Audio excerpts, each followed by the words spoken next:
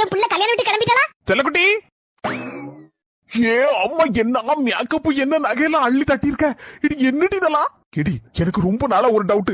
என் சொந்தக்கார சொக்கார கல்யாணத்துக்கு வாழ்ந்தா மட்டும் ஒரு பாலா போன ப்ளூ கலர் சுடிதார் உண்ட, அதையும் போட்டிருப்பேன். தலையில பூவும் வைக்க மாட்டேன், ஒண்ணும் வைக்க மாட்டேன். கழுத்துல ஒரு செயினுக்கு மேல கூட ஒரு செயினும் போட மாட்டேன். ஆனா உன் சொந்தக்கார சொக்கார வீட்டுக்கு நான் மட்டும் எங்க இருந்தா நகை வருமோ தெரியல, அள்ளி பாடுத, பூவை ஒரு கூட நிறைய வைக்க, பட்டா அப்பப்ப அடி புளியா கெட்டுத. என்னடி இதெல்லாம்? மாமாய், நான் மட்டும் இல்ல, நிறைய பொண்ணுங்க இதே மாதிரி தான். அவங்க சொந்தக்காரங்க வீட்டுக்குனா மட்டும் நல்ல பட்டு கட்டி அழகான நகை கூட 2-3 கவரிங்க கூட போட்டுட்டு சூப்பரா ஜம்முன்னு போய் இறங்குவாங்க. ஏன் தெரியுமா? அது தரட்டி கேட்டுட்டு இருக்கேன். மாமாய், நான் இப்படி ஜம்முன்னு போய் இறங்கணும்னா என் குடும்பக்காரன் எல்லாரும் என்ன தெரியுமா சொல்லுவோம்?